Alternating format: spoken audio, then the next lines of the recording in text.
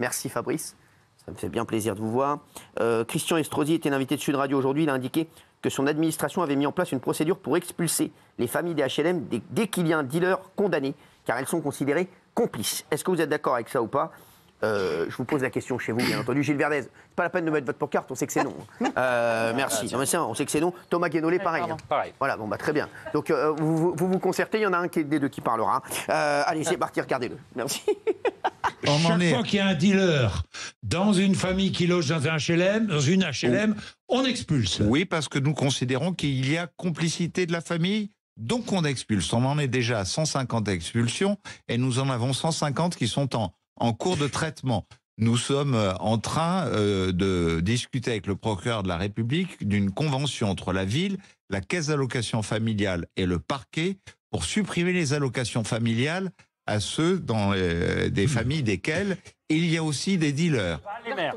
Alors, merci. Vous avez écouté ce qu'a dit Christian Estrosi, là hein? Non, mais franchement, est-ce que vous avez écouté On peut le revoir ou pas? Non. On peut le revoir? On peut le revoir ou pas? Alors, moi, je propose qu'on démarre par Gilles Verdez. déjà un débat. Oui. Comme ça, ce sera fait. Alors, qu'est-ce qu'il va nous dire encore? C'est du délire. Mais c'est du délire. Mollo. Mais non, pas mollo. Mais non, pas mollo. Comment on peut dire que des familles Éric sont Mollo. complices de dealers alors que ce sont des gens qui vont trafiquer dans leur dos, qui vont utiliser la cave pour cacher de la drogue, alors que la mère va élever ses autres enfants comme elle peut. Et c'est scandaleux de dire ça. Calmez-vous un peu, là. 150 expulsions, 150 en attente de traitement. Ça fait 300 familles qui vont être expulsées de HLM. Une fois qu'elles seront expulsées, qu'est-ce qui va se passer? Elles vont aller à la rue. On va les mettre où? Est-ce que ça va les inciter éventuellement à raviver encore la délinquance? C'est terrible, ça. Jeter des gens à la rue comme ça, c'est en faire des délinquants potentiels. Cette mesure me scandalise, Cyril. Ouais. Je vous écoutais même pas. Merci, je vous écoutais même pas et je vais vous écouter de moins en moins. Bien, je vous aime bien quand même. Hein. Moi aussi. Oui, bon, moi aussi, moi plus. Kelly Vedovelli, tiens, qui s'est rendu du côté des woke. Bah, on a le droit de temps en temps d'avoir des avis partagés. Et moi, ce que je me dis, c'est qu'on qu'on un avis en revient... partagé, vous avez le même avis que Gilles Verdez et que Thomas Guénolé. Posez-vous les bonnes questions. Oui, mais ça peut arriver, c'est pas grave. Ça peut arriver, mais vous êtes sur une pente savonneuse. Et on en revient au sujet dont on parlait tout à l'heure en début d'émission, c'est qu'à un moment donné, on ne sait pas exactement la vie des gens, on ne connaît pas les parents. On n'a pas envie de savoir à un moment. Quand il y a des gens qui sont en danger et des Français qui sont en danger à cause de dealers, je peux vous dire qu'il n'y a même plus de débat. Oui, bien sûr, mais on ne sait pas si les parents sont au courant. On sait pas. Enfin, c'est pas parce qu'un enfant il va dealer que le parent il va être au courant et que ça va être la nourrice du gosse. Ils seront au courant après. C'est des parents démunis. On va les jeter de chez eux. Ils vont aller où? Ensuite, les enfants, ça va pas les arrêter de dealer, sachez-le, parce que les enfants à ce stade-là, ils n'en ont rien à faire de leurs parents. C'est bon. Allez boire des smoothies avec Guénolé et Gilles Verdez. C'est bon, merci. Alors, Gilles. Tu vas les mettre à la rue et on ne sait pas où est-ce qu'ils vont être relogés. C'est ça le problème. Quand on dit non, c'est non. C'est fini. Gilles, Kelly, Thomas. Voilà, la Guinée Family, là. On ne sait pas que les enfants deal. Alors je vais donner un petit truc. Quand vous avez votre enfant qui passe sa journée entière au pied d'immeuble, qui a une capuche, qui a 4 téléphones, qui a tout liquide sur lui, et comme ça, il y en a des plus malins. qui ne travaille pas la caisse. S'il vous plaît, attends, Jean-Michel, je vais remettre les règles. Vous arrêtez les trois là de parler, c'est bon. Mais j'ai rien dit. Non, justement, vous laissez. Excusez-moi, j'ai rien dit. Vous prenez pour votre copine à côté. Ah, ok, d'accord. Non, mais Kelly Vedovelli, on n'est pas chez votre mère ici, on lève la main. Il y a des règles. On respecte ma mère. Oui, mais je vous le dis. Je vous le dis. Quand t'as un gamin qui est en short, en chaussures de foot, avec un ballon, tu te doutes qu'il joue au foot. Quand il a une capuche, qu'il est au pied de l'immeuble, qu'il a de l'argent, 3 téléphones, tu te doutes qu'il ne joue pas au foot. Il est en train de dealer, c'est tout. Arrête de dire, je ne sais pas. Bravo, Jean-Michel. Bravo, c'est bon. Mais j'ai rien dit, vous me faites comme ça, j'ai rien dit. J'ai mis ma banderole et c'est tout, j'ai mis ma pancarte. C'est drôle ça. À condition qu'il habite dans l'appartement, bien évidemment, et les signes, on les a. C'est vrai, Kelly, tu peux te déguiser si tu veux, mais quand le mec, comme il a 4 téléphones, et que tu le vois toute la journée dans des berlines allemandes, qu'il est habillé avec des t-shirts à 200 €. Qu'est-ce qu'elle fait, la mère? Qu'est-ce qu'elle doit lui dire? Il part voyager à l'autre bout du monde. À un moment donné, tu te doutes bien que ton fils, il n'est pas en train de faire un doctorat. Tu sais qu'il y a un problème. Donc si tu continues à valider ça et il ramène des courses à la maison, il nourrit frères et sœurs. Donc on parle de complicité. Donc forcément, tu es complice. Sinon, ton enfant, il ne voyage pas dans les 4 coins du monde. Il n'est pas tout le temps fourré à Dubaï dans une berline allemande. Il y a un problème. S'il ne travaille pas, c'est qu'il y a un problème. Donc moi, je pense que s'il habite dans l'appartement, il y a une complicité et il faut sanctionner les parents. Alors aller jusqu'à l'expulsion, j'ai un peu de mal, mais pourquoi pas. Mais des grosses sanctions pour les parents aussi. Puis les dealers, pour moi, d'accord avec Raymond. C'est ce que me On disent les voit, gens. si le mec il dit... J'ai pas encore lu complètement d'accord avec Gilles Verdez, avec Thomas Guénolé ou Kelly Benoît. J'ai pas encore parlé. Oui, mais on sait. Oui, mais ça arrivera pas. Vous inquiétez pas. Les dealers, pour moi, sont des gens qui sont responsables, en tout cas au cœur de tous les maux de la Ça n'arrivera société. pas. C'est l'illégalité, c'est l'argent sale, c'est la violence, c'est la délinquance, c'est les armes. Et ce sont des cancers pour les quartiers, ce sont des cancers pour la France. Et évidemment que les familles sont complices. Évidemment, oui aussi, Les bien violeurs sûr. en un, les Non, mais dealers bien sûr, dealer, c'est bien. Souvent, tu gueules quand t'as pris de la drogue C'est bien aussi, plus que vendre de la drogue. C'est encourager la violence, c'est encourager l'argent sale. Aujourd'hui, c'est le plus gros de la délinquance. Je vais vous dire, c'est ce qui fait qu'aujourd'hui, on a une si grande Mais délinquance. c'est un drame social, c'est encourager des pauvres gamins qui grandissent en cité, qui se disent bah tiens, je vais aller me faire 2, 3, 4 000 par mois en faisant le chouf au début, puis en évoluant dans le truc, plutôt que d'aller faire un travail normal et faire des études. Pour moi, ces gens-là, c'est des cancers, et il faut effectivement taper là où ça fait mal. Et je pense qu'encore une fois, comme on le dit toujours, si on s'en prend à la famille, là, je pense qu'ils se poseront plus de questions. Donc il faut agir. C'est pas ce qui arrêtera le trafic. Mais ils en ont rien à faire de leurs parents à ce stade-là. S'il vous plaît, regardez comme il est discipliné, Thomas Guénolé. Voilà, regardez comme il est discipliné. Prenez exemple sur lui. Voilà, il lève le doigt gentiment.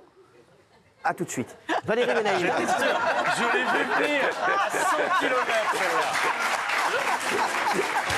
il l'a installé, tu vois. À tout de suite. Valérie Benaïm. Non, mais évidemment, là où Raymond a raison, c'est qu'il ne faut pas voir soit ou noir ou blanc. Je déteste le terme cancer que tu as utilisé. Pour moi, je trouve que c'est pas bien de dire que ces familles, c'est un cancer. Non, les dealers. En revanche, Les dealers, c'est un cancer. Les dealers, c'est un cancer. En revanche, effectivement. Valérie, parfois, il faut dire des mots forts, vous savez. Oui, peut-être, mais moi, j'ai du mal avec les faut que mots vous appreniez à faire ça aussi. Mais en revanche, je suis effectivement d'accord. Une mère de famille ou un père de famille ne peut pas ignorer ce qui se passe dans son foyer quand le gosse revient, qu'il ne va pas à l'école ou qu'il n'a pas de travail et que visiblement, il peut permettre à la famille de manger, etc. Donc, c'est plus compliqué que ça. Et je ne sais pas si la solution est celle-ci, mais à un moment, il faut taper du poing et Jean-Michel, vous allez remettre une petite couche dans un instant. Je vais faire parler. Isabelle, vous voulez parler tout de suite ou je voudrais juste dire une phrase. On oublie ce que signalent beaucoup de pédiatres, c'est qu'on a des très jeunes qui ne voient plus du tout la frontière entre le bien et le mal. Donc c'est d'autant plus difficile de les contrôler qu'ils disent bah oui, je voulais une paire de Nike, donc pourquoi je pourrais ne pas tuer pour les avoir? C'est-à-dire qu'il y a une dilution complète de la notion de bien et de mal. Je ne sais pas si Fabrice est d'accord là-dessus. Allez, on va redynamiser tout ça là, parce que catastrophique. Là, on a fait un enchaînement. Oui, Géraldine. Alors, si on a parlé hier de l'armée, je pense que c'est pas pour rien, parce que moi, je pense qu'on est en guerre contre le narcotrafic. Ça, c'est vrai. Je pense qu'aujourd'hui, le trafic de drogue vérole toute la société, toutes les villes, les petites, les moyennes, les grandes, les campagnes, tout. Toutes les CSP, toutes les classes, toutes les extractions sociales. Donc, c'est vraiment un poison absolu. Je pense qu'il faut évidemment, pénaliser les consommateurs. Je pense que quand on prend un rail de coke ou quand on prend un joint, on a du sang sur le joint ou sur le rail de coke. Bravo. On a une responsabilité. Bravo. Donc ça, je pense qu'il faut s'y atteler aussi. Et effectivement, cette mesure de Estrosi, elle est un petit peu spectaculaire, mais pourquoi pas? Après tout, quand on vit dans une HLM, en fait, c'est malgré tout un logement social. Ça veut dire qu'on bénéficie de la solidarité nationale. Exactement. Ça veut dire qu'on a des droits, mais on a des devoirs aussi, et on se doit d'être exemplaire. D'autant plus que pour ces HLM, il y a des dizaines et des centaines de familles qui attendent, qui font la queue, des mois, qui sont exemplaires, des mois, des années, qui rêvent d'être logés dans ces HLM et qui ne peuvent pas. Donc moi, je suis désolée, si on est dealer majeur à ce moment-là, mais on dégage, c'est-à-dire qu'on bénéficie de cette HLM, on dégage. Il n'y a pas de raison, il n'y a pas à faire de la sensiblerie de bas étage. Et quand on est dealer mineur, moi, je suis désolée, je ne vois pas pourquoi vous faites toujours un lien entre t'es précaire. Donc, t'es précaire, tu dois être délinquant. C'est insupportable. J'aimerais qu'on laisse la parole dans un instant. On va laisser Thomas Guénolé, puis après, on laissera une grande place à mon ami. FDV, Fabrice Division. Allez-y, faites-le maintenant et puis il s'occupera de vous après. Ok. Estrosi, il a dit expulser des HLM les familles de dealers considérées complices. C'est ça qu'il a dit. Considérées complices par qui? Parce que de deux choses l'une.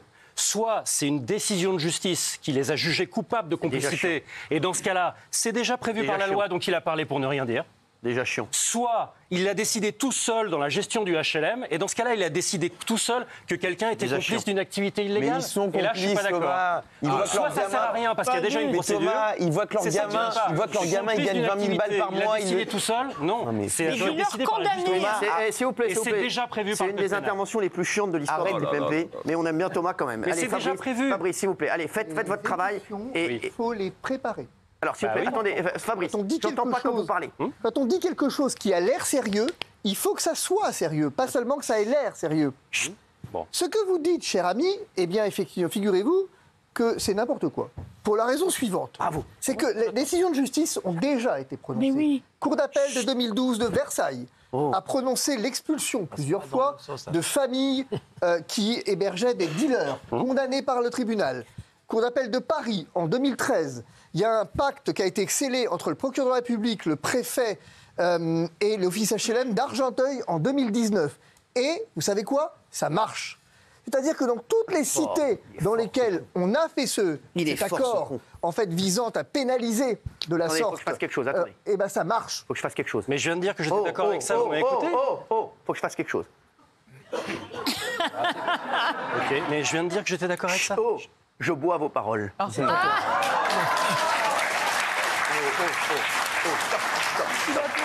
Et ce que je veux dire, c'est que moi, je pense que, si vous voulez, il y a un élément tout à fait important, c'est qu'il faut, non seulement, il faut généraliser ça. Quand vous parlez, j'ai envie de faire Faudel. Parce que, alors, Géraldine parlait effectivement de guerre contre le narcotrafic, on en est là. C'est que, on en est là. Mais il faut aller plus loin. C'est pas ça qu'il faut faire. Il faut aller plus loin. Il faut que quelqu'un qui a été condamné pour trafic de stupéfiants ne puisse plus avoir accès à un HLM. C'est-à-dire qu'en fait, il faut qu'il y ait une liste noire de personnes qui, à partir du moment où vous avez des condamnations... Girardot. C'est ça. Vous avez des condamnations pénales, c'est terminé. Vous ne pouvez plus y avoir accès. Il va bien falloir prendre le problème à un moment donné à sa racine. Alors, l'armée, je voulais dire, je ne suis pas d'accord. Très bien, pour les raisons qu'on a exposées. Mais on ne peut pas ne rien faire. Bien sûr. À un moment donné, Bravo. il faut bien essayer de faire quelque chose bien sûr. en ayant conscience que ça ne peut pas suffire. Bien sûr. Mais, oui, mais là, on parle néanmoins, de la il famille. faut bien commencer par quelque chose. Quand le pape parle, on se tait. Oui, mais Fabrice, on parle de la famille. On est d'accord avec vous. J'y viens à la famille. C'est le J'y pape. viens à la famille. C'est le pape. C'est intéressant, mais j'y viens. Moi, je vais vous dire, en tant qu'avocat, ce qui me rassure et ce qui m'intéresse, c'est que ce soit soumis à la justice. Voilà. Si la Cour décide, qu'on appelle civil, enfin, tribunal civil, décide de valider une expulsion... quant à la famille, on a dit tout à l'heure, ils ne peuvent pas ignorer. C'est pas qu'ils ne peuvent pas ignorer, c'est qu'ils ne doivent pas ignorer. Et en soi, je vais aller plus loin. C'est pas mon problème. Parce que dans ces cas-là, vous parlez des familles, vous avez raison. Mais alors, les trafiquants de stupes, ils ont peut-être une histoire terrible aussi. Bah bien sûr. Peut-être que finalement, il n'y a que des pauvres gens qui sont dans la délinquance. Bien sûr. Et à ce rythme-là, vous arrivez à une théorie où finalement, vous ne mettez plus personne en prison, vous ne pénalisez plus personne. Et dans ces cas-là, c'est le chaos qui s'installe. Le chaos qui s'installe. Chaos, knockout. Et donc, il faut bien commencer par quelque chose. Et le Claude François de Guingamp, là. Et encore une fois...